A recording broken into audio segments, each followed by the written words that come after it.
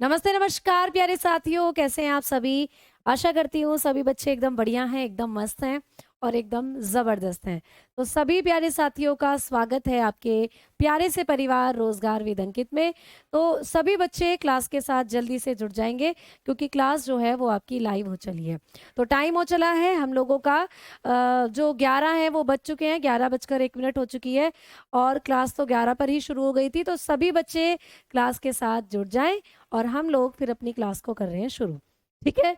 तो जो भी बच्चे धीरे-धीरे क्लास के साथ जुड़ रहे हैं, उनको भाई प्रणाम, गुड मॉर्निंग, सुप्रभात, सभी बच्चों को जय हिंद, जय भारत। और आप लोग एकदम बढ़िया हैं और अपने माता-पिता का अच्छे से ध्यान रख रहे हैं, उनको परेशान नहीं कर रहे हैं और मन लगाकर पढ़ाई कर रहे हैं, ऐसी मैं आप लोगों से उम्मीद करती हूँ। तो भाई आ जाओ, क्लास को कर लिया जाए अब शुरू। तो सभी के कमेंट्स मुझे दिखने शुरू हो चुके हैं, सभी बच्चों के, ठीक है? राधे राधे सभी प्यारे साथियों को, सभी प्यारे बच्चों को नमस्कार, जय हिंद, जय भारत। आप लोग एकदम बढ़िया हैं, बढ़िया चल रही है आपकी पढ़ाई और सब कुछ एकदम बढ़िया से हो रहा है। तो good morning, good morning, good morning. मैं तो बिल्कुल बढ़िया हूँ भाई, गोपी जी, बाकी सभी सारे बच्चे भी एकदम बढ़िया होंगे, ऐसी मैं उम्मीद करती हूँ, ठीक है? तो भाई आवाज़ सभी को पहुँच रही है, एक बार थम्स अप कर दो सभी बच्चे। आवाज सभी को पहुंच रही है और वीडियो भी अच्छे से आपको दिखाई दे रही है, कोई समस्या है नहीं। तो क्यों ना अब अपने टॉपिक की तरफ बढ़ लिया जाए और अपनी क्लास को शुरू कर दिया जाए। तो नमस्कार, नमस्कार, नमस्कार, good morning, good morning, good morning. तो भाई टॉपिक हम लोगों का चलेगा ब्लड। अब ब्लड के अंदर हम लोग बात करेंगे आगे की कुछ चीज़ों के बारे में। तो ब्लड टॉपिक के अंदर मैं आप लोगों को आज आगे की कुछ चीज़ें पढ़ाने वाली हूँ।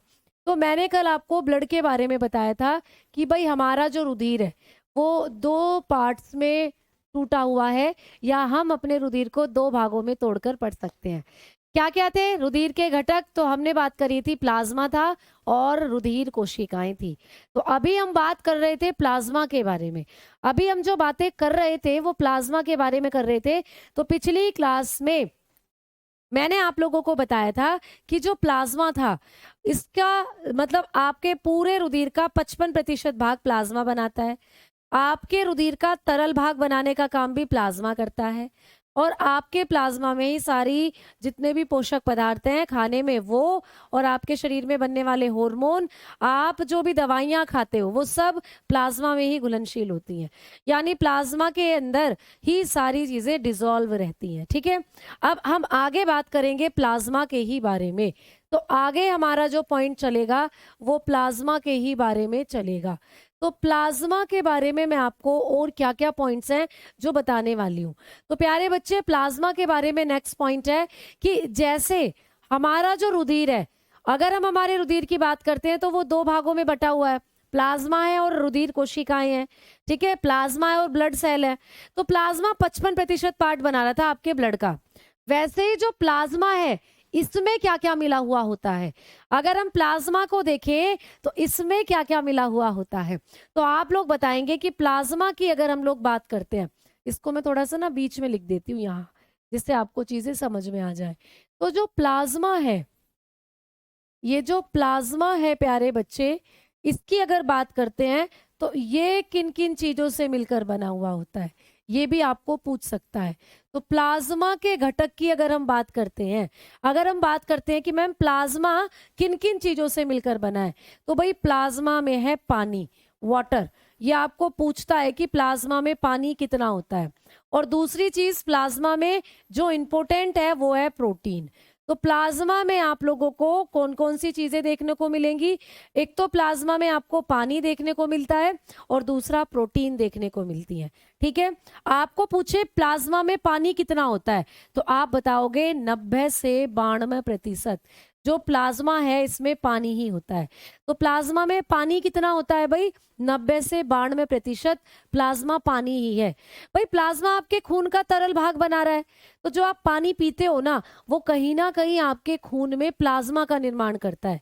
तो पानी आपके शरीर को इसीलिए जरूरी है क्योंकि रुधिर, पानी जो है वो रुधिर के अंदर जो प्लाज्मा है इसको बनाने में महत्वपूर्ण योगदान देता है। तो पानी बहुत सारी जैविक क्रियाएं आपके शरीर में करता है। तो आपका जो खून है, खून में जो प्लाज्मा है, उस प्लाज्मा को बनाने में पानी 90 से 92% चाहिए हमें।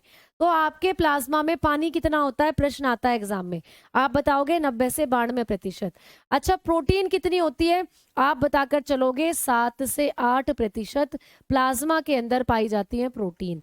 बाकी 2 से 3% में, बाकी 2 से 3% में अदर कार्बनिक पदार्थ पाए जाते हैं, अदर कार्बोनिक या अदर सब्सटेंस पाए जाते हैं। ठीक है, लिख सकते हो अदर सब्सटेंस। तो आपके जो प्लाज्मा है इसके अंदर कितनी प्रोटीन होती है, आप बताओगे 7 से 8%, और 2 से 3% में दूसरे पदार्थ पाए जाते हैं। दूसरे पदार्थ कितने होते हैं बेटा, 2 से 3% में दूसरे पदार्थ, जैसे ऑक्सीजन वगैरह ये सब। अच्छा, एक पॉइंट और मैं यहाँ नोट करके लिखवा रही हूँ, कभी भी आपको पूछे कि प्लाज्मा में ऑक्सीजन कितनी होती है, तो प्यारे बच्चे पूरे रुधिर की 2% ऑक्सीजन, पूरे रुधिर की 2% ऑक्सीजन प्लाज्मा में होती है। ठीक है, तो लिख लीजिएगा 2% ऑक्सीजन जो होती है वो कहाँ होती है, प्लाज्मा में होती है। ये बात आपको पूछ सकता है पेपर में। ठीक है, प्लाज्मा में होती है। पूरे खून की 2% ऑक्सीजन कहाँ होती है, प्लाज्मा में होती है। ठीक है भाई, समझ में आ गई। तो जो प्लाज्मा होता है, इन प्लाज्मा, तो पूरे ब्लड की जो 2% ऑक्सीजन है वो प्लाज्मा में प्रेजेंट होती है, ये बात भी याद रखोगे। ठीक है। अच्छा, एक विपिन बोल रहे हैं कि मैम आप बहुत डीपली पढ़ा रही हो। प्यारे बच्चे, जो भी आपको एएलपी में क्वेश्चंस बनकर आते हैं उसी के आधार पर मैं आपको पढ़ा रही हूँ। अभी जब मैंने बैच शुरू करा था तो कुछ बच्चों की दिक्कत थी कि मैम बहुत आप डीपली नहीं पढ़ा रही हो, आप ऊपर ऊपर से पढ़ा रही हो। तो प्यारे बच्चे, ना आपको ऊपर ऊपर से पढ़ाया जा रहा है ना आपको डीपली, एएलपी का जो लेवल है बिल्कुल उसके अकॉर्डिंगली आपको पढ़ाया जा रहा है। ठीक है, चलो अब आ जाओ, अब आगे बात करते हैं। तो अब आप लोगों की ये जो प्लाज्मा होता है इसमें पानी कितना है, 90 से 92, और प्रोटीन कितने हैं, 7 से 8, बाकी दूसरे पदार्थ पूछे तो 2 से 3%। अब पानी के बारे में तो कुछ नहीं पढ़ना, पढ़ना है प्रोटीन के बारे में। तो आइए हेडिंग डालेंगे प्लाज्मा प्रोटीन। आपका जो प्लाज्मा है इसमें कौन कौन सी प्रोटीन पाई जाती है, तो अब बात करेंगे प्लाज्मा प्रोटीन के बारे में। तो जो प्लाज्मा होता है, प्लाज्मा की जो प्रोटीन है वो कौन कौन सी है, तो हमारे प्लाज्मा में मुख्य रूप से 3 प्रोटीन पाई जाती हैं। कितनी, 3 प्रोटीन हमारे प्लाज्मा में मुख्य रूप से पाई जाती हैं। पहले नंबर पर है एल्ब्यूमिन। ठीक है, पहले नंबर पर है एल्ब्यूमिन, एल्ब्यूमिन पहले नंबर पर है भाई, एल्ब्यूमिन, एल्ब्यूमिन पहले नंबर पर जो प्रोटीन पाई जाती है वो है एल्ब्यूमिन। दूसरे नंबर पर है बेटा ग्लोब्यूलिन, ग्लोब्यूलिन दूसरे नंबर पर है ग्लोब्यूलिन। तो ग्लोब्यूलिन जो होती है ये तीसरे नंबर पर दूसरे नंबर पर पाई जाने वाली प्लाज्मा की प्रोटीन है। और तीसरे नंबर पर पाई जाती है फाइब्रिनोजन, फाइब्रिनोजन पाई जाती है तीसरे नंबर पर।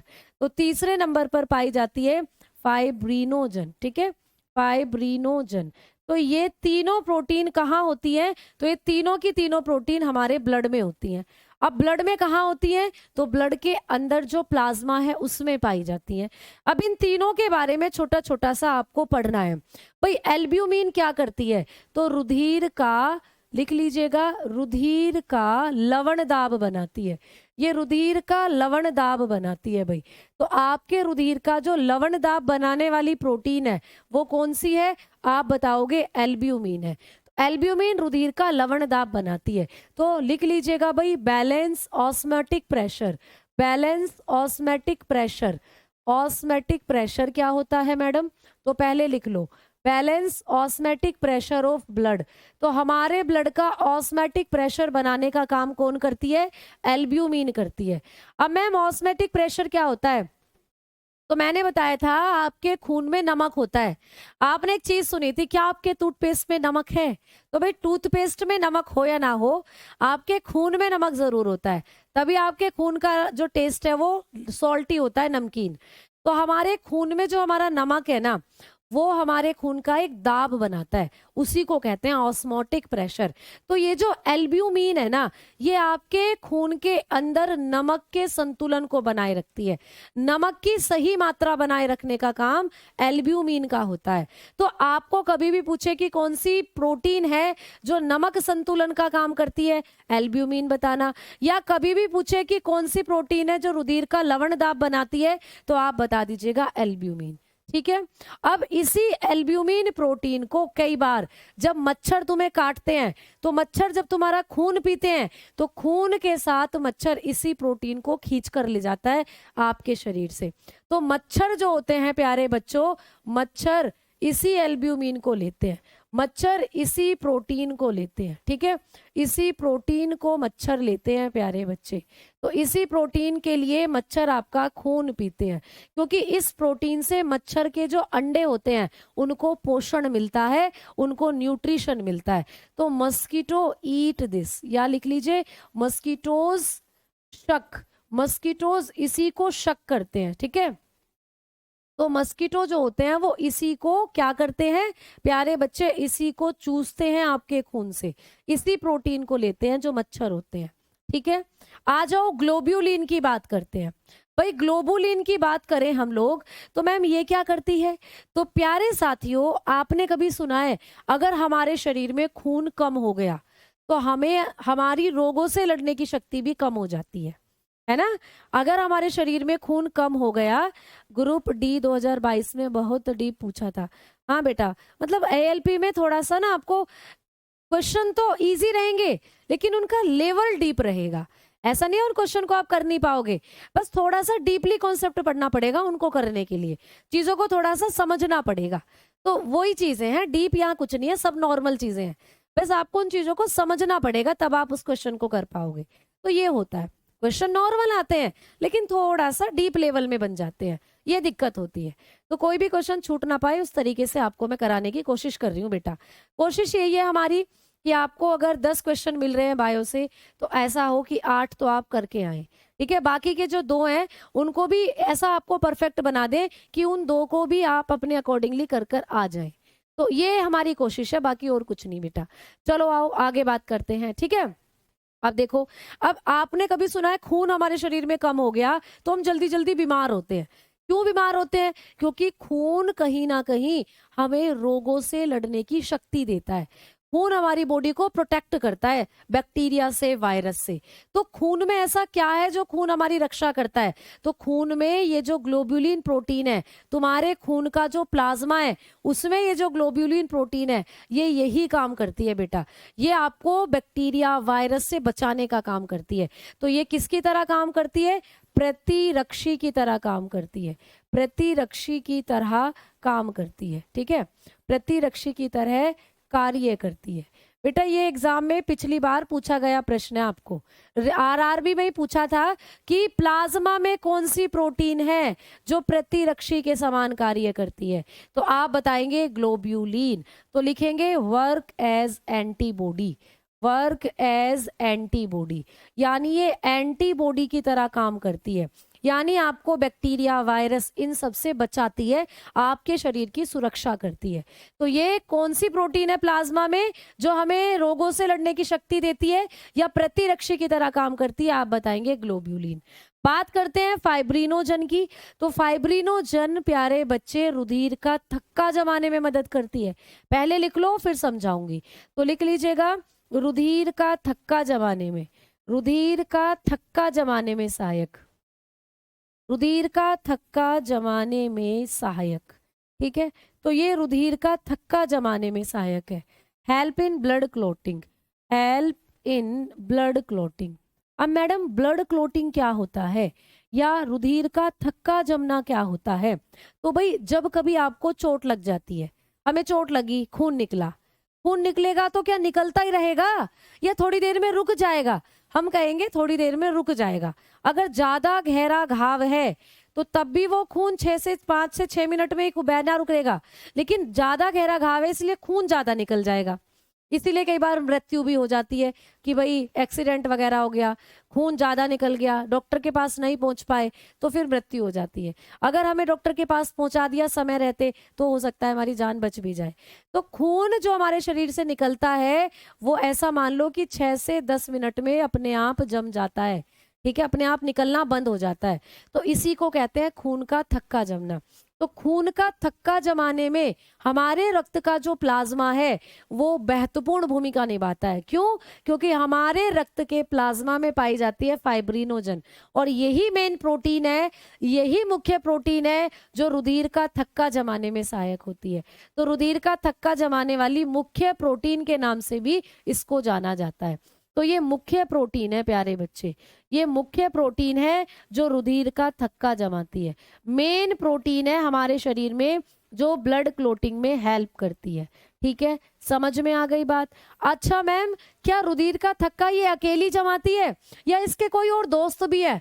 तो भाई इसकी पूरी फौज है, इसकी पूरी फौज है, इसने पूरी फौज तैयार कर रखी है।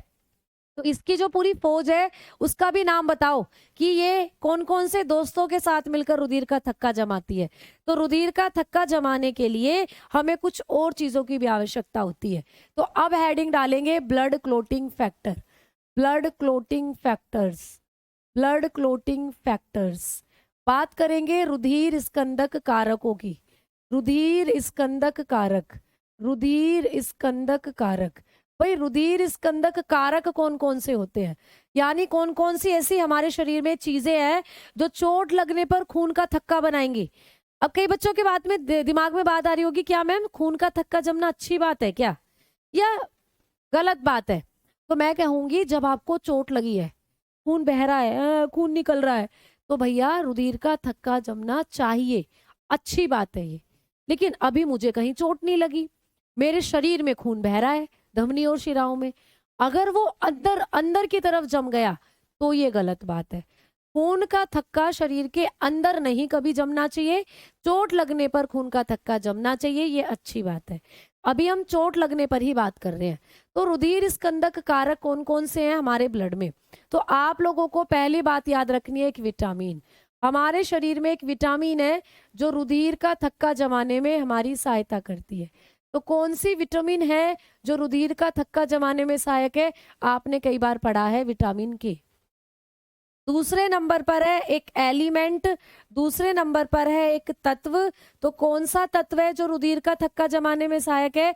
तो बताओगे कैल्शियम, बताओगे कैल्शियम। ठीक है, तीसरे नंबर पर कौन सी रुधिर कोशिकाएं हैं, कौन सी ब्लड सेल हैं जो रुधिर का थक्का जमाने में मदद करती हैं? कौन सी रुधिर कोशिकाएं हैं जो रुधिर का थक्का जमाने में मदद करती हैं? तो रुधिर कोशिका की अगर बात की जाए तो रुधिर कोशिका हैं प्लेटलेट्स। ठीक है, प्लेटलेट्स, ये भी आपने नाम सुना होगा कि भाई डेंगू होता है तो प्लेटलेट्स की संख्या कम हो जाती है, तो वही है ये प्लेटलेट्स, बिंबाणु। तो ये भी हमारे शरीर में रुधिर का थक्का जमाने में मदद करती है चोट लगने पर। और चौथे नंबर पर हमने पढ़ी थी एक प्रोटीन, चौथे नंबर पर अभी अभी मैंने आपको बताया कि रुधिर स्कंदन करने वाली प्रोटीन कौन सी है। तो इस प्रोटीन का नाम है फाइब्रिनोजन, प्रोटीन का नाम अभी अभी बताया, फाइब्रिनोजन। ठीक है, तो फाइब्रिनोजन जो है ये भी रुधिर का थक्का जमाने में करती है मदद। ठीक है, तो ये फाइब्रिनोजन के दोस्त हैं सारे। फाइब्रिनोजन मुख्य प्रोटीन है और इस मुख्य प्रोटीन के ये दोस्त हैं सारे के सारे जो मैंने ऊपर लिख रखे हैं। तो ये सारे होते हैं रुधिर स्कंदक कारक। एग्जाम में क्वेश्चन आ सकता है कि इनमें से कौन सा एक रुधिर स्कंदक कारक नहीं है, या चोट लगने पर रुधिर का थक्का बनाने में कौन कार्य नहीं करता। तो भाई चारों के चारों ऑप्शन है ये सही है, इनसे अलग अगर कोई ऑप्शन दिया जाता है तो वो गलत हो जाएगा। तो विटामिन के भी जरूरी है, कैल्शियम भी जरूरी है, प्लेटलेट्स भी जरूरी है और फाइब्रिनोजन भी जरूरी है। ठीक है, समझ में आई बात? अब देखो, अब मैं आपको थोड़ा सा एक चीज बताने वाली हूं कि जब चोट लगती है तो रुधिर का थक्का जमना क्या होता है। तो प्यारे बच्चे, रुधिर का थक्का जमना, इसको ना कोंगुलेशन भी बोलते हैं इंग्लिश में, कोंगुलेशन ऑफ ब्लड। रुधिर के थक्के जमने को हम कोंगुलेशन ऑफ ब्लड भी बोलते हैं। ठीक है, तो भाई रुधिर का थक्का जमना एक जटिल प्रक्रिया है, एक कॉम्प्लेक्स मेथड होता है ये। अभी इंग्लिश में भी कराऊंगी, पहले हिंदी वाले बच्चे देखते चले, सुनते चले चीजों को। तो रुधिर का थक्का जमना एक जटिल प्रक्रिया है, सभी को पता है। अब रुधिर का थक्का जमने में क्या क्या होता है, तो रुधिर के जमने में कुछ स्टेप्स होते हैं। ऐसा नहीं है चोट लगी और खून जम गया। आपको चोट लगने पर जब खून का थक्का जमेगा तो कुछ स्टेप्स होंगे, तो उन्हीं स्टेप्स के बारे में बात कर रहे हैं। तो भाई सामान्यतः नॉर्मली क्या होता है, रुधिर वाहिकाओं में नहीं जमता, परंतु जब क्षतिग्रस्त रुधिर वाहिकाओं से रक्त बहने लगता है तो उसमें उपस्थित प्लेटलेट्स, मैंने बताया था ना, प्लेटलेट्स जो होती हैं वो रुधिर का थक्का जमाने में सहायक होती हैं। तो देखो प्लेटलेट कैसे काम करेंगी, अब ध्यान से सुनना। देखो लिखा हुआ है ना कि प्लेटलेट्स भी रुधिर का थक्का जमाने में मदद करती हैं। तो प्लेटलेट्स ऐसा क्या करती हैं जो रुधिर का थक्का जमा देती हैं, चलिए आइए बात करते हैं। ठीक है, तो भाई आपको पता है आपकी धमनियों में खून बह रहा है, वो तो कभी जमेगा ही नहीं, लेकिन जब आपको चोट लग गई तो धमनियां कट गई, धमनियां कट गई तो भैया खून निकला बाहर, तो आपकी धमनियां हो गई क्षतिग्रस्त। तो क्षतिग्रस्त रुधिर वाहिकाओं से रक्त बहने लगता है, ठीक है, तो उसमें उपस्थित प्लेटलेट, जो प्लेटलेट्स हैं वो क्या करती हैं, थ्रोम्बोप्लास्टिन नामक पदार्थ का स्त्रवण करती है। बेटा ये इंपॉर्टेंट पॉइंट है, ये आपको पेपर में पूछा जाता है कि हमारे शरीर में जो प्लेटलेट्स होती है वो कौन से पदार्थ का स्त्रवण करती हैं। तो प्लेटलेट्स जो होती हैं थ्रोम्बोप्लास्टिन नामक पदार्थ का स्त्रवण करती हैं। कौन से पदार्थ का स्त्रवण करेंगी, थ्रोम्बोप्लास्टिन। बेटा प्लेटलेट्स जो होती है ना, इनका नाम ही थ्रोम्बोसाइट होता है, अभी आगे पढ़ाऊंगी। तो अभी हम ब्लड क्लोटिंग के बारे में पढ़ रहे हैं। तो पहले चरण में क्या होता है, जैसे ही आपको चोट लगेगी आपकी रुधिर वाहिकाओं में क्षति हो जाएगी। रुधिर वाहिकाओं से जैसे ही खून निकलेगा तो आपके खून में जो प्लेटलेट्स है वो जागेंगी, हाँ खून निकल गया, खून निकल गया, और एकदम से क्या निकालना शुरू कर देंगी, थ्रोम्बोप्लास्टिन नामक पदार्थ निकालना शुरू कर देंगी। तो हमारी प्लेटलेट्स निकालती है थ्रोम्बोप्लास्टिक नामक पदार्थ। ठीक है, अब इसके बाद क्या होता है भाई, देखो अब इसको एक प्रक्रिया के द्वारा समझो। भाई आपके ऊतक क्षतिग्रस्त हो गए थे, क्षतिग्रस्त ऊतकों के अंदर थी प्लेटलेट, अब प्लेटलेट एक्टिव हुई और उन्होंने निकाला थ्रोम्बोप्लास्टिन। तो बात समझ में आ गई। जैसे ही आपके ऊतक क्षतिग्रस्त होते हैं, जैसे ही आपके अंदर जो आपकी धमनियां हैं, शिराएं हैं, इनमें चोट लगती है तो इनके अंदर जो खून है उस खून में जो प्लेटलेट है वो एकदम से एक्टिव हो जाती हैं और एक पदार्थ निकालती हैं थ्रोम्बोप्लास्टिन। ठीक है, अब क्या होगा, थ्रोम्बोप्लास्टिन एवं कैल्शियम की उपस्थिति में रुधिर में उपस्थित प्रोथ्रोम्बिन, अब हमारे रुधिर में एक पदार्थ होता है प्रोथ्रोम्बिन, हमारे खून में एक और पदार्थ होता है प्रोथ्रोम्बिन। तो हमारे खून में प्रोथ्रोम्बिन पहले से ही है, ठीक है। अब प्लेटलेट्स ने निकाल दिया थ्रोम्बोप्लास्टिन और आपने कैल्शियम भी खाया है तो खून में कैल्शियम भी है। तो प्यारे बच्चे अब तीन चीज हो गई, प्लेटलेट ने थ्रोम्बोप्लास्टिन निकाल दिया, कैल्शियम आपके खून में पहले से ही है और थ्रोम्बिन आपके खून में पहले से ही है। तो हमारे खून में थ्रोम्बोप्लास्टिन और कैल्शियम की उपस्थिति में रुधिर में उपस्थित प्रोथ्रोम्बिन नामक पदार्थ अब थ्रोम्बिन में चेंज हो जाएगा। किसमें चेंज हो जाएगा, थ्रोम्बिन में। ये भी इंपॉर्टेंट पॉइंट है, ये भी पूछा जाता है कि रुधिर के थक्का जमने की प्रक्रिया में रुधिर में उपस्थित प्रोथ्रोम्बिन किसमें कन्वर्ट हो जाता है, तो भाई प्रोथ्रोम्बिन कन्वर्ट हो जाता है थ्रोम्बिन में। ठीक है, देखो प्रोथ्रोम्बिन आपके खून में पहले से ही था, जैसे ही थ्रोम्बोप्लास्टिन निकला और आपके खून में कैल्शियम है, इन दोनों की उपस्थिति में ये प्रोथ्रोम्बिन थ्रोम्बिन नामक पदार्थ में चेंज हो जाता है। तो ये भी पूछेगा आपको, ये सब आपको प्रश्न है एग्जाम के कि भाई क्षतिग्रस्त ऊतक, जब क्षतिग्रस्त ऊतकों के अंदर जो प्लेटलेट्स होती हैं ये कौन से पदार्थ का स्त्रवण करती हैं, आप बता दोगे थ्रोम्बोप्लास्टिन का। ठीक है, अब थ्रोम्बोप्लास्टिन और कैल्शियम आपके खून में है और आपके खून में प्रोथ्रोम्बिन भी है, तो प्रोथ्रोम्बिन किसकी उपस्थिति में थ्रोम्बिन में चेंज हो जाएगा, किसकी उपस्थिति में प्रोथ्रोम्बिन थ्रोम्बिन में चेंज हो जाएगा। तो आप कहोगे थ्रोम्बोप्लास्टिन और कैल्शियम की उपस्थिति में ये जो प्रोथ्रोम्बिन है ये थ्रोम्बिन नामक पदार्थ में कन्वर्ट हो जाएगा। तो सेकंड स्टेप ये हुआ। पहला स्टेप ये था, दूसरा स्टेप ये हो गया। ठीक है, अब तीसरा स्टेप क्या है भाई, आ जाओ। तो तीसरा स्टेप है ये जो थ्रोम्बिन बना था, देखो थ्रोम्बिन बन गया ना। अब यही थ्रोम्बिन प्लाज्मा में उपस्थित फाइब्रिनोजन को उत्प्रेरित करेगा। बताया था ना, प्लाज्मा में एक प्रोटीन होती है फाइब्रिनोजन। अब ये थ्रोम्बिन बन गया, इस थ्रोम्बिन ने जगाया जाकर किसको, फाइब्रिनोजन को। प्लाज्मा में जो फाइब्रिनोजन आराम से सो रही थी, इस थ्रोम्बिन ने उसको जाकर जगाया। ठीक है, और जैसे ही फाइब्रिनोजन एक्टिव हुई तो उसको फाइब्रिन नामक पदार्थ में अघुलनशील तंतुओं में बदल देता है। यानी कि ये फाइब्रिनोजन कन्वर्ट हो जाती है फाइब्रिन में, और फाइब्रिन है धागे जैसी संरचना, जो कि एक धागे नुमा संरचना है, आपके घाव के ऊपर एक जाला सा बना देगी और घाव से खून निकलना बंद। तो ये हो गया थर्ड स्टेप। तो भाई फाइब्रिनोजन थ्रोम्बिन की उपस्थिति में फाइब्रिन में चेंज हो जाती है, और यही फाइब्रिन घाव को ढक देता है। घाव को ढकना, यही घाव को ढक देता है। ठीक है, आपके घाव को कवर कर लेता है। कवर वुंड, जो आपका वुंड है, घाव है, उसको कवर कर देता है ये, और घाव से खून निकलना फिर बंद हो जाता है। तो ये प्रक्रिया होती है प्यारे बच्चे, देखो ये रहा। तो फाइब्रिन के तंतु एक जाल बना लेते हैं, है ना, जिसमें रुधिर कणिकाएं फंस जाती हैं।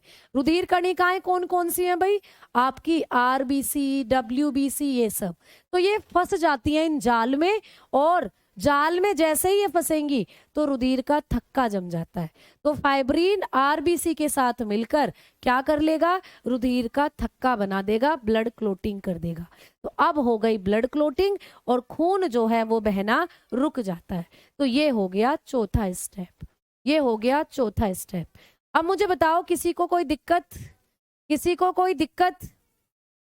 बेटा ये पीडीएफ से इसलिए कराई ये चीजें, क्योंकि अगर मैं इन छोटे छोटे फैक्ट्स को लिखती ना तो बहुत देर लग जाती। तो आपको मैंने पहले बताया था, जहां जरूरत पड़ेगी वहां छोटे छोटे फैक्ट पीडीएफ से भी कराऊंगी।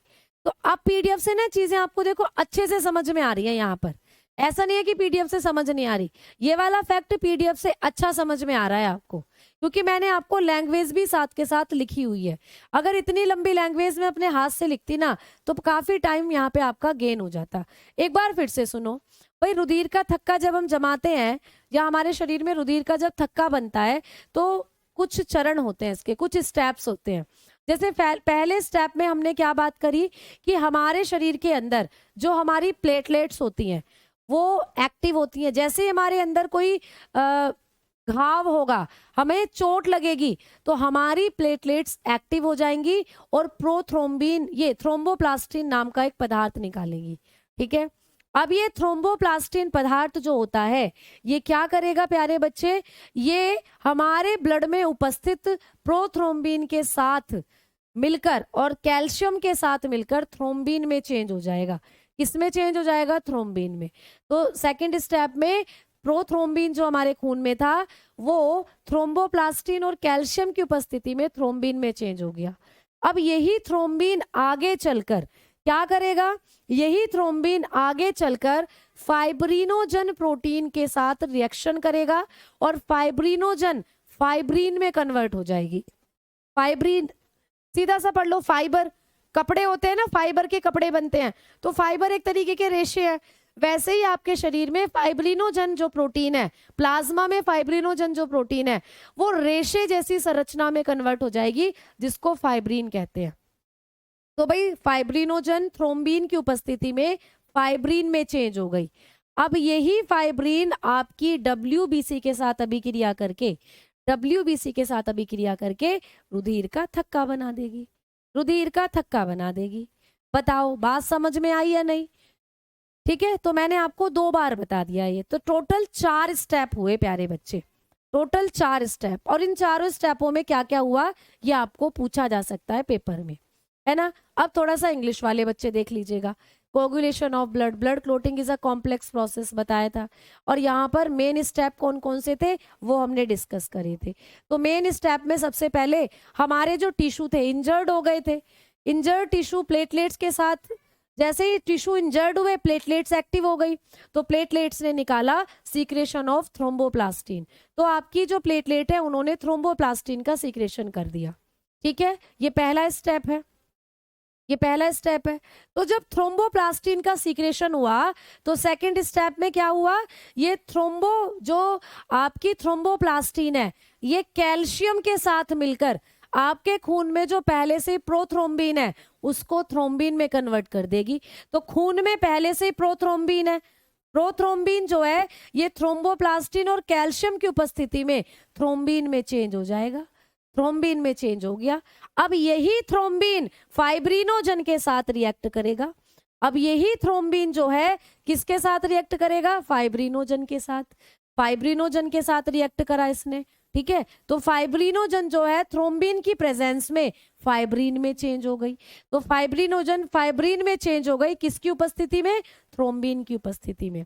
अब यही फाइब्रिन जो है ये कवर करेगा आपके घाव को, किसके साथ मिलकर, आरबीसी के साथ मिलकर। अब ये आरबीसी के साथ मिलकर आपकी ब्लड की कर देता है क्लोटिंग। तो ये टोटल 4 स्टेप थे जो आपने पढ़े ब्लड क्लोटिंग के अंदर, ब्लड क्लोटिंग के अंदर, ठीक है।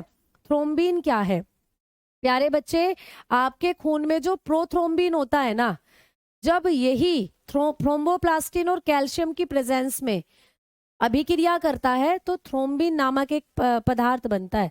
यह है thread like structure, thread like structure, धागे नुमा संरचना इसको बोल सकते हो, धागे नुमा संरचना, ठीक है। जैसे कोई धागे होते हैं, धागे नुमा संरचना इसको बोल सकते हो, ठीक है।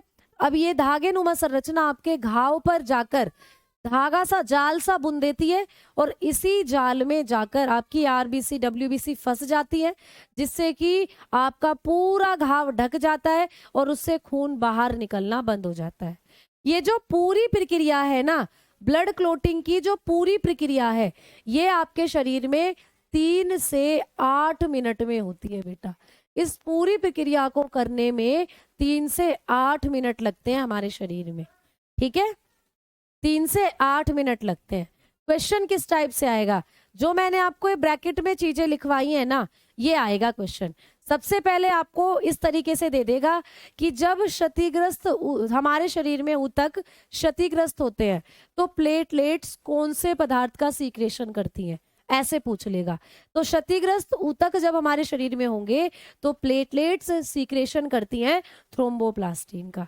तो आप बताकर आओगे फिर थ्रोम्बोप्लास्टिन का सीक्रेशन करती हैं। ऑप्शन अलग अलग दे देगा, प्रोथ्रोम्बिन का, थ्रोम्बोप्लास्टिन का, फाइब्रिन का, ऑल ऑफ दीज ऐसे करके। तो आपको बताना है कि क्षतिग्रस्त ऊतक होने पर जो प्लेटलेट्स हैं वो थ्रोम्बोप्लास्टिन का सीक्रेशन करती हैं, ठीक है। फिर बन सकता है कि हमारे शरीर में जो थ्रोम्बोप्लास्टिन है ये किस धातु के साथ मिलकर थ्रोम्बिन को, ये जो प्रोथ्रोम्बिन है इसको थ्रोम्बिन में चेंज कर देता है। तो आपको ये पूछ सकता है कि थ्रोम्बोप्लास्टिन किस धातु के साथ मिलकर प्रोथ्रोम्बिन को थ्रोम्बिन में चेंज कर देता है, ऐसे क्वेश्चन आ जाएगा। तो आप बताओगे कैल्शियम धातु के साथ मिलकर। तो थ्रोम्बोप्लास्टिन कैल्शियम के साथ मिलकर प्रोथ्रोम्बिन को थ्रोम्बिन में चेंज कर देता है। या ऐसे आ जाएगा कि थ्रोम्बोप्लास्टिन और कैल्शियम की उपस्थिति में प्रोथ्रोम्बिन किस पदार्थ में चेंज हो जाता है।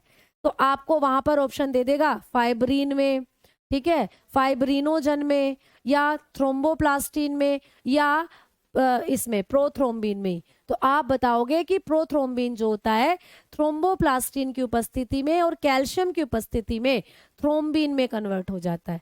ऐसे ऐसे करके आपको क्वेश्चन आते हैं, ऐसे ऐसे पूछा जाएगा, ठीक है बेटा। प्रोथ्रोम्बिन भी आपके ब्लड में ही रहती है, प्लाज्मा के अंदर ही। ऐसा समझो कि ये भी आपके ब्लड के अंदर ही प्रेजेंट रहती है, प्लाज्मा के अंदर ही, ठीक है, समझ में आ गई। तो इस तरीके से होता है ब्लड क्लोटिंग। अब देखो अब हम आगे बढ़ रहे हैं। अब मुझे बताओ आपको ये क्लियर हुआ या नहीं हुआ जल्दी से बताओ सारे बच्चे, ये चीजें क्लियर हुई या नहीं हुई। एक बार मैं फिर से समझा रही हूँ, बड़े अच्छे से समझना। देखो प्रोसीजर यहाँ से शुरू होता है।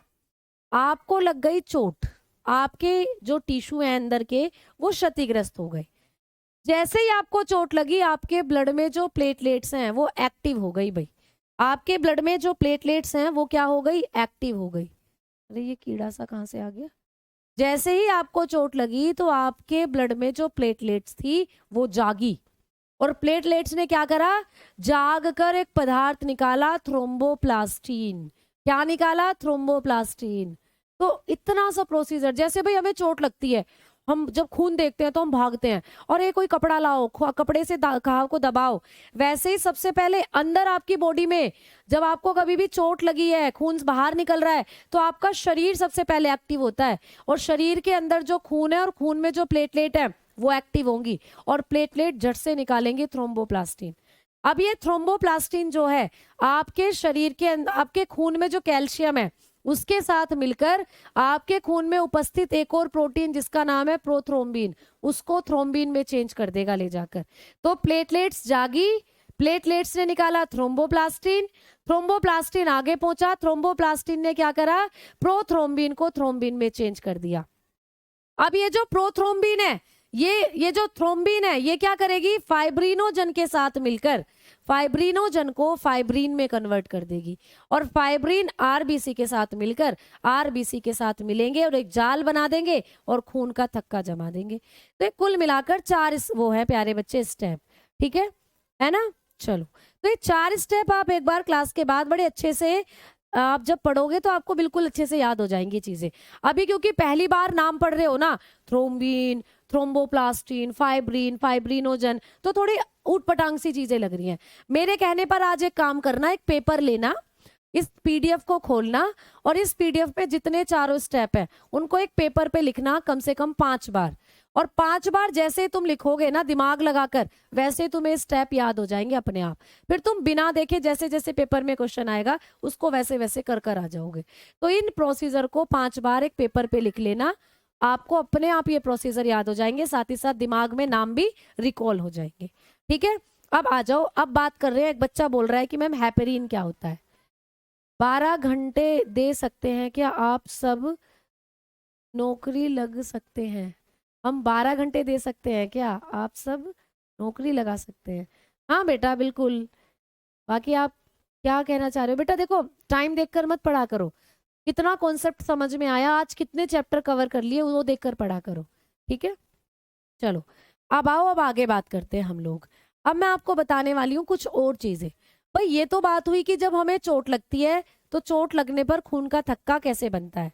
अब कई बार आपके शरीर के अंदर भी थक्का बन जाता है, या कई बार भाई ये तो नॉर्मली होता है कि खून का थक्का शरीर के अंदर बन गया, लेकिन नॉर्मली खून का थक्का कभी भी शरीर में नहीं बनता। जैसे मैं क्लास ले रही हूँ, अभी मेरी रगों में खून दौड़ रहा है, तो खून दौड़ रहा है तो क्या मेरे अंदर खून का थक्का बन गया क्या, नहीं बना। वैसे तुम क्लास ले रहे हो, तुम्हारी रगों में खून दौड़ रहा है, तो क्या तुम्हारे अंदर खून का थक्का बन गया क्या, नहीं बना। तो भाई खून का थक्का क्यों नहीं बनता शरीर के अंदर, ऐसा माना जाता है कि जब भी हमारा खून ऑक्सीजन की उपस्थिति में आएगा तो वो जम जाएगा। जैसे मैंने किसी को खून दिया है ना, अब मेरा खून किसी बोतल में कलेक्ट कर लिया, अब वो किसी को चढ़ाया नहीं गया खून, तो वो खून बोतल में जम जाएगा थोड़ी देर में, क्योंकि ऑक्सीजन है बाहर, ऑक्सीजन के साथ कलेक्ट करा, रिएक्ट करा, तो वो खून जम गया बाहर, शरीर से बाहर निकलने के बाद, है ना। तो मैम हमारे तो बॉडी के अंदर भी ऑक्सीजन है, तो हमारी बॉडी के अंदर ऑक्सीजन है तो वहां पर खून क्यों नहीं जम रहा। तो आइए बात करते हैं कुछ एक फैक्टर की। एक और हेडिंग लिखेंगे हम, हैपेरिन, हैपेरिन, एक और हेडिंग लिखेंगे हैपेरिन, ठीक है। हैपेरिन क्या होता है मैडम, तो प्यारे बच्चे हैपेरिन के बारे में करते हैं थोड़ी सी बात। ये जो हैपेरिन है ना, ये है एक तरीके का कार्बोहाइड्रेट। क्या है हैपेरिन, ये प्यारे बच्चे एक तरीके का कार्बोहाइड्रेट है। क्या है, कार्बोहाइड्रेट। तो ये एक तरीके का कार्बोहाइड्रेट है बेटा, तो ये एक तरीके का कार्बोहाइड्रेट है, ठीक है। चलो मैडम जी, कभी भी हमसे पूछे कि ये हैपेरिन क्या है, तो आप बताओगे कार्बोहाइड्रेट है। अब मैम इसको कौन बनाता है, तो इसको लीवर बनाता है। इसको हमारे शरीर में कौन बनाता है, लीवर बनाता है, ठीक है। इसको हमारे शरीर में लीवर बनाता है, मेड अप बाय लीवर, ये हमारे लीवर के द्वारा बनाई जाती है। और मैंने ये जो भी आपको प्रोटीन पढ़ाई थी ना, फाइब्रिनोजन और प्रोथ्रैम्बिन, ये सब ये भी आपका लीवर ही बनाता है बेटा। तो प्लाज्मा में जितनी भी प्रोटीन घुली हुई हैं प्लाज्मा में जितनी भी प्रोटीन घुली हुई है, प्रोथ्रोम्बिन, फाइब्रिनोजन, ये सब आपका लीवर ही बनाता है। तो ये भी आपका लीवर ही बनाएगा बेटा। मैं यहाँ पर आपको लिख देती हूँ, ये जो प्रोथ्रोम्बिन है ना, ये भी आपका लीवर बनाता है। इसको भी कौन बनाता है बेटा? लीवर बनाता है। तो ये भी किसके द्वारा बनती है? लीवर के द्वारा, मेड अप बाय लीवर। तो ये हमारा लीवर बनाता है। सारी जितने भी प्रोटीन आपके प्लाज्मा में है बेसिकली ये लीवर ही बनाता है।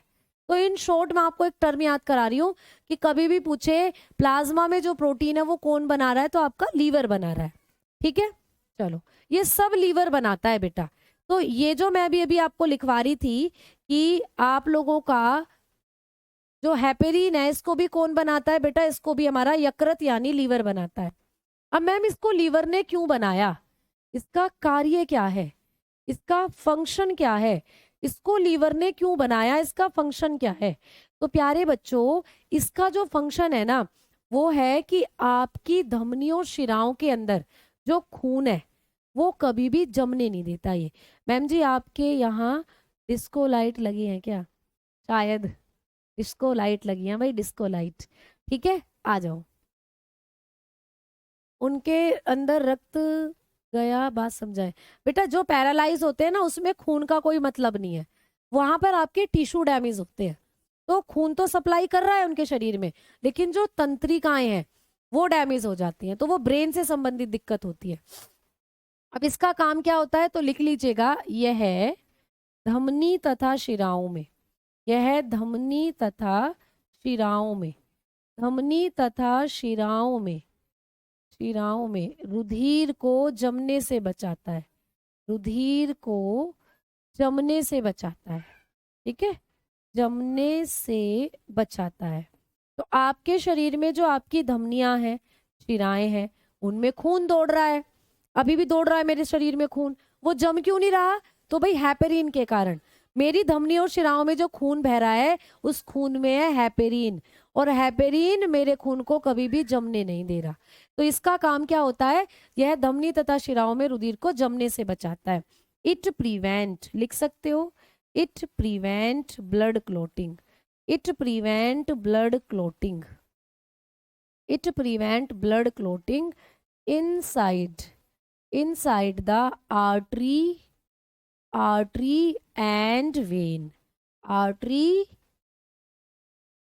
and vein।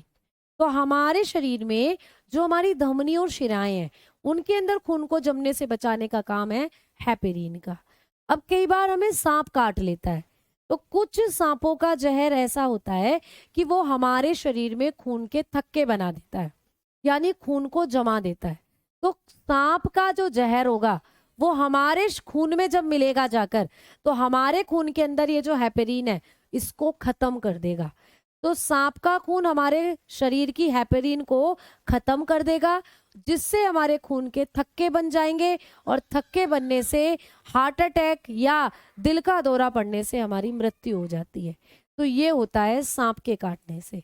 ठीक है, तो सांप का जो जहर होता है, सांप का जहर इसको खत्म कर देता है, सांप का जहर इसे नष्ट कर देता है। ठीक है, नष्ट कर देता है।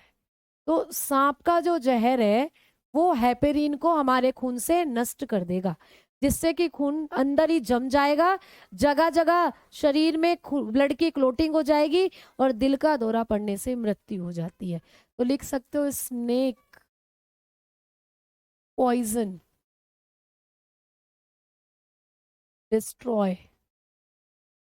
Destroyed it. तो सांप का जहर इसको डिस्ट्रॉय कर देता है, खत्म कर देता है। समझ में आ गई कहानी? समझ में आ गई है ना? ठीक है भाई। हमारे नाखून क्यों जमते हैं भैया? नाखून कहाँ जमते हैं? नाखून तो मैंने कभी जमता नहीं देखा। कई बार चोट लग जाती है तो वहां की धमनियां शिराएं नष्ट हो जाती हैं, वो नीली पड़ जाती है, तो उस वजह से वहां पर आपको हल्का हल्का नीलापन सा दिखाई दे जाता है। ये होता है, ठीक है, नाखूनों के जमने का कारण। तो ये चीजें समझ में आ गई अब आप लोगों को। अब चलते हैं भाई आगे की तरफ। तो रक्त के प्लाज्मा में हमें इतनी चीजें थी जो पढ़नी थी। तो ये तुम्हारा रक्त का प्लाज्मा है जो तुम्हें पीला पीला दिख रहा है। तो ये है तुम्हारा प्लाज्मा बेटा, ये है हमारे रक्त का प्लाज्मा जो हल्का हल्का पीले रंग का होता है। हल्का हल्का कैसा होता है? पीले रंग का होता है, पीला येलो रंग, येलो कलर होता है हमारे रक्त के प्लाज्मा का। तो हमारे जो रक्त का प्लाज्मा है ये हल्का हल्का पीले रंग का होता है।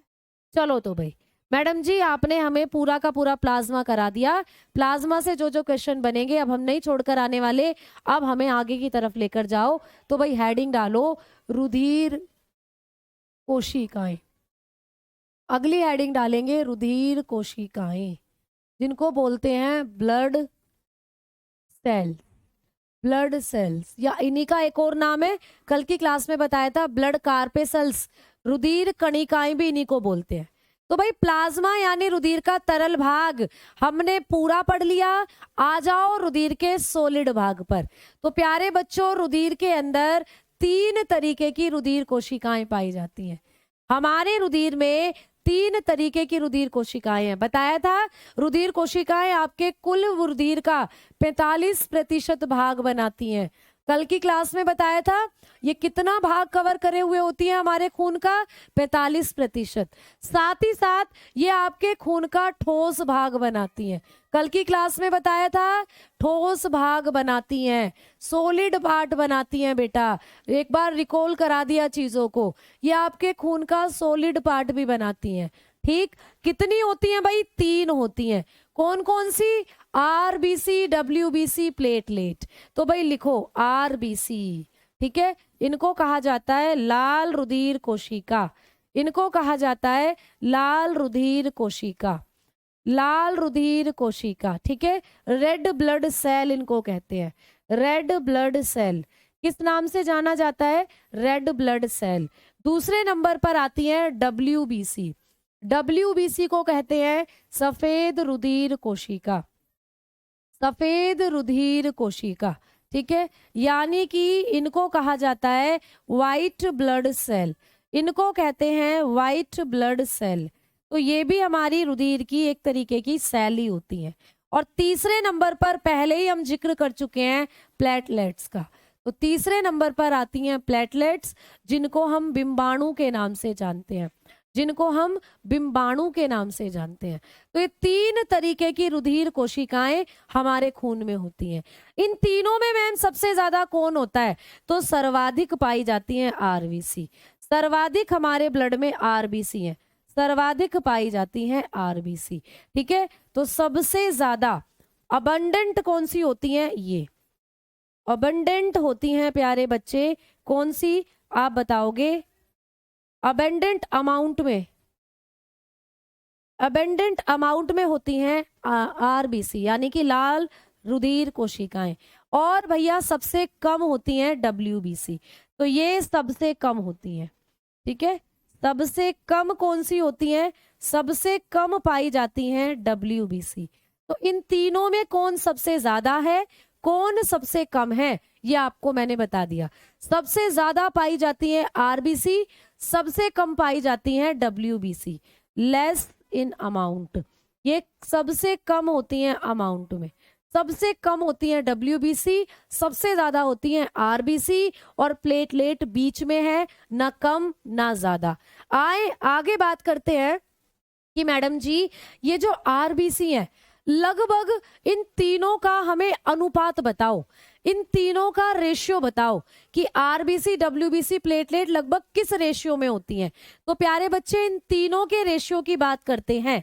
तो आपको एक रेशियो में यहाँ पीछे लिखवा देती हूँ, यहाँ जगह कम है। तो अगर आप लोग इन तीनों के अनुपात की बात करते हैं, अगर इन तीनों के अनुपात की बात करें, अगर इन तीनों के रेशियो की बात करते हैं, आरबीसी, डब्ल्यूबीसी और प्लेटलेट्स, इन तीनों के अनुपात की अगर हम लोग बात करते हैं तो बेटा इन तीनों का अनुपात होता है 600 आरबीसी पर 1 डब्ल्यूबीसी होगी और 40 प्लेटलेट्स होंगी। ये होता है इनका अनुपात।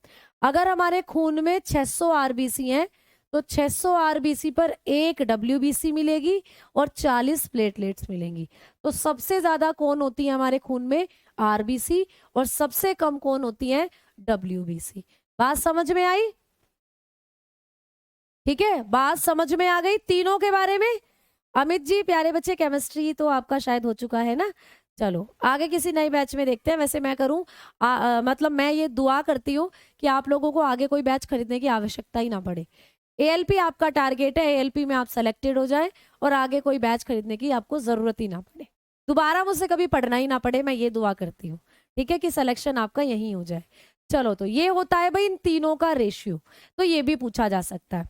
अब मैडम तीनों का रेशियो हमने पढ़ लिया, अब एक एक करके इनकी खास खास बातें हमें बताओ। तो आ जाओ, सबसे पहले हेडिंग डाल लो आरबीसी। सबसे पहले हेडिंग डालो आरबीसी।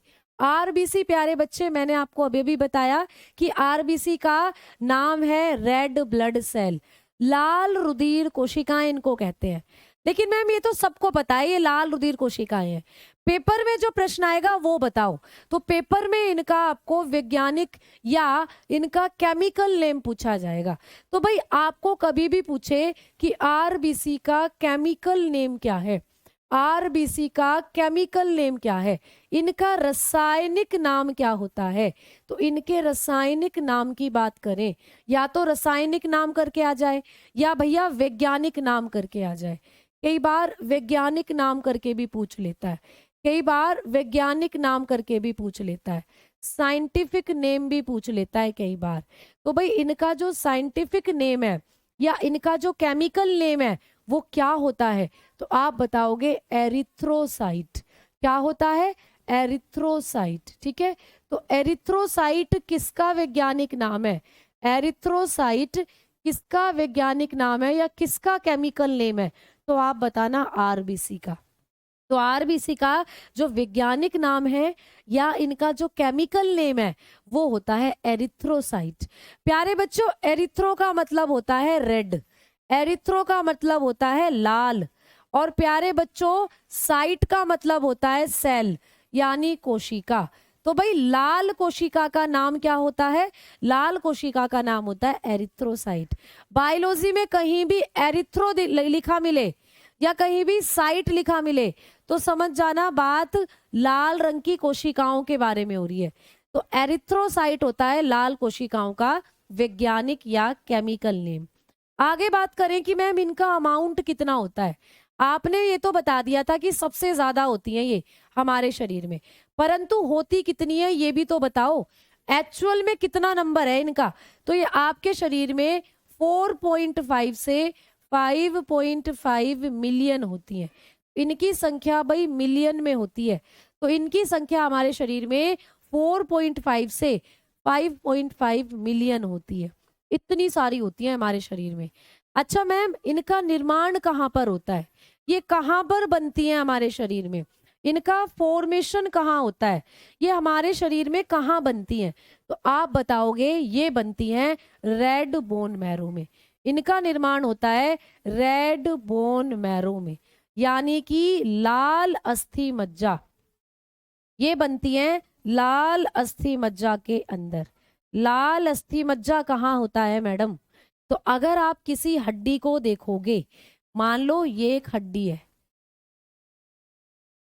ठीक है, मान लो ये एक हड्डी है, तो जब आप इस हड्डी को देखते हैं तो इसकी ये वाली जो साइड आपको नजर आ रही है, ये वाली जो साइड नजर आ रही है दोनों तरफ, ये होती है रेड बोन मैरो की साइड। ये है इसका रेड बोन मैरो। तो यहां पर बनती हैं आपकी आरबीसी। आरबीसी का निर्माण कहाँ होता है? रेड बोन मैरो में होता है। यहाँ है ये रेड बोन मैरो, और बीच में कौन सा होता है? बीच में होता है येलो बोन मैरो। इस वाले एरिया में है येलो बोन मैरो। तो यहाँ पर नहीं बनती आपकी आरबीसी, आपकी आरबीसी बनती है रेड बोन मैरो में। ठीक है, चलो मैडम जी, अब हमें आगे बताएं कि ये जो आरबीसी है इनका जीवन काल कितना होता है? आरबीसी का जीवन काल, आरबीसी का जीवन काल कितना होता है? लाइफ स्पैन कितना होता है मैडम? यानी कि ये कितने दिन तक हमारे शरीर में जिंदा रहती हैं और कितने दिन बाद मर जाती हैं? तो ये बहुत आता है प्रश्न। तो आरबीसी का जो लाइफ स्पैन है वो होता है 20 से 120 दिन। ठीक है, ज्यादातर आपको 120 दिन दिया हुआ होता है पेपर में, तो इनका जीवन काल 20 से 120 दिन होता है। यानी ये मैक्सिमम 120 दिन तक जिंदा रह सकती हैं आपके शरीर में, उसके बाद मर जाती हैं। तो पुरानी आरबीसी मरती रहती हैं, नई आरबीसी बनती रहती हैं। तो ये होता है हमारे शरीर के अंदर। इसीलिए बोला जाता है कि हमें हर 3 महीने में हम अपना ब्लड जो है वो डोनेट कर सकते हैं, क्योंकि जो पुराना ब्लड हमारे शरीर से गया है वो नई आरबीसी बन जाती है, फिर वो उसकी आपूर्ति हो जाती है। लेकिन हर 3 महीने में नहीं, हमें हर 6 महीने में ब्लड डोनेट करना चाहिए। ठीक है, क्योंकि सबके शरीर में ब्लड बनने की प्रक्रिया अलग अलग होती है। तो हर 6 महीने में हमें ब्लड डोनेट करना चाहिए अगर हम कर सकते हैं तो। ठीक है, तो प्यारे बच्चों, आरबीसी का जीवन काल कितना होता है? 120 दिन। अच्छा मैम, इनका जीवन काल 120 दिन है, तो फिर ये मरती हैं आपने बोला, यानी इतने दिन तक जिंदा रहती हैं, फिर ये मर जाती हैं? तो मैं कहूंगी हाँ जी, फिर ये मर जाती हैं। तो इनकी मृत्यु कहाँ पर होती है, ये बताओ। इनकी मृत्यु कहाँ पर होती है, इनकी डेथ कहाँ पर होती है, फिर ये कहाँ मरती हैं? तो आप बताओगे ये मरती हैं प्लीहा में। कहाँ मरती हैं? प्लीहा। प्लीहा को ही हम तिल्ली के नाम से भी जानते हैं, प्लीहा को ही हम तिल्ली भी कहते हैं, यानी कि स्प्लीन। ठीक है, ये कहाँ मरती हैं? जाकर स्प्लीन में मरती हैं प्यारे बच्चे। स्प्लीन को ही हम हिंदी में प्लीहा कहते हैं या तिल्ली कहते हैं। अच्छा मैम, ये स्प्लीन क्या है? तो जैसे आपके शरीर में आपका लीवर है, आपकी किडनी है, वैसे ही आपका एक अंग होता है स्प्लीन। आपका लीवर तो राइट साइड है, लीवर किधर है? Right side. समझ में आई बात? ये प्रश्न आता है कि हमारा लीवर हमारे शरीर में कहाँ होता है? राइट साइड है, दाहिनी तरफ। लेकिन स्प्लीन जो है ये होता है लेफ्ट साइड। स्प्लीन किधर है? Left side. तो आपके शरीर के अंदर जो प्लीहा है, इसी में जाकर मरती है हमारी आरबीसी। अब इस प्लीहा के बारे में 1-2 पॉइंट और आते हैं पेपर में। ये जो प्लीहा है इसको क्या कहते हैं? इसको कहते हैं आरबीसी का कब्रिस्तान। इसको कहा जाता है आरबीसी का कब्रिस्तान। इसको कहते हैं ग्रेवयार्ड, ग्रेवयार्ड ऑफ आरबीसी। इसको कहा जाता है ग्रेवयार्ड ऑफ आरबीसी। आरबीसी का कब्रिस्तान कहते हैं इसको। ये पेपर में आ सकता है प्रश्न। ठीक है, क्योंकि आपकी आरबीसी यहीं पर दफन होती है जाकर, और जैसे कब्रिस्तान में मुर्दों को दफन करते हैं वैसे ही आपकी आरबीसी यहीं दफन होती है, इसीलिए इसको आरबीसी का कब्रिस्तान कहते हैं। इसके बारे में दूसरा पॉइंट क्या है? तो प्यारे बच्चे, इसको हमारे शरीर का रुधिर बैंक भी कहते हैं। रुधिर बैंक, इसे हमारे शरीर का रुधिर बैंक कहते हैं। ठीक है, इसको बोला जाता है blood bank of the body. Blood bank of the body है ये, blood bank of the body. आपके शरीर का ब्लड बैंक है ये। मैम, शरीर का ब्लड बैंक कैसे? हमने तो ऐसे बैंक के बारे में सुना था जहां पे हम रुपए जमा करके आते हैं, पैसे जमा करके आते हैं। तो क्या कोई ब्लड बैंक भी होता है? तो प्यारे बच्चे, ब्लड बैंक भी होता है। जब हम ब्लड डोनेट करते हैं तो वो ब्लड जो है वो ब्लड बैंकों में ही जाता है, ब्लड बैंकों में ही जाता है वो ब्लड। ठीक है, तो आपके शरीर में भी एक ब्लड बैंक है। कौन है वो है स्प्लीन। मान लो ये तुम्हारा स्प्लीन है, मान लो ये तुम्हारा स्प्लीन है, एक थैली जैसी संरचना होती है ये स्प्लीन। इसमें हमेशा ब्लड भरा रहता है बेटा, ऐसे इसमें हमेशा आरबीसीज भरी रहती हैं, है ना। तो जरूरत पड़ने पर हमारा शरीर इस थैली से भी ब्लड ले सकता है। जब कभी हमारे शरीर में खून की कमी होती है तो स्प्लीन से खून हमारे शरीर के अंगों में भी जा सकता है। तो जरूरत होने पर खून यहां से भी ले लेता है हमारा शरीर, इसीलिए इसको कहते हैं ब्लड बैंक, इसीलिए इसको कहते हैं ब्लड बैंक। ठीक है, समझ में आई ना बात? पूरी तरह डॉक्टर बना दूंगी स्प्लीन दिखा दूंगी अभी। ठीक है, हाँ, आरबीसी का कब्रिस्तान इसी को कहते हैं, स्प्लीन को। अच्छा, जब बात ब्लड बैंक की आई है तो 2-4 पॉइंट ब्लड बैंक के बारे में लिख लो, फिर कल की क्लास में आगे से पढ़ेंगे। तो भाई ब्लड बैंक के बारे में 2-4 पॉइंट पढ़ लो। ब्लड बैंक में जब हम लोग ब्लड को रखते हैं, रुधिर बैंक जो होता है, रुधिर बैंक, जब हम यहाँ पर खून जमा करते हैं तो ब्लड बैंक में कितने टेम्परेचर पर खून को रखा जाता है, ये पूछ लिया जाता है। तो टेम्परेचर होता है 4 डिग्री सेल्सियस। तो 4 डिग्री सेल्सियस पर रखते हैं हम खून को, ठीक है। और कितने दिनों के लिए रखते हैं, कितने डेज के लिए रखेंगे, कितने दिन के लिए रखेंगे, तो 30 से 40 दिन तक रखा जाता है केवल। 30 से 40 दिन के बाद वो खून खराब हो जाएगा और उसको फिर फेंक दिया जाएगा। तो इतने दिनों के अंदर वो खून हम किसी को चढ़ा देंगे जिसको भी जरूरत होगी, ठीक है। समझ में आ गई बात। अब आपको एक और चीज पूछी जाती है कि ब्लड बैंकों में, अब टाइम हो चला है, इस पॉइंट को कल बताऊंगी। ब्लड बैंकों में जब हम ब्लड को बोतलों में भरकर रखते हैं तो मैंने बोला वो जम जाएगा भाई, लेकिन वो जमता क्यों नहीं है वहां पे, उसमें कौन सा केमिकल मिला देते हैं, तो उस केमिकल का नाम भी आपको कल बताऊंगी, ठीक है। चलो चलो भाई आगे बढ़े। तो धन्यवाद, नमस्कार, मिलते हैं आप कल की क्लास में। टाइम हो चला है। Tata bye bye, see you, जय हिंद जय भारत।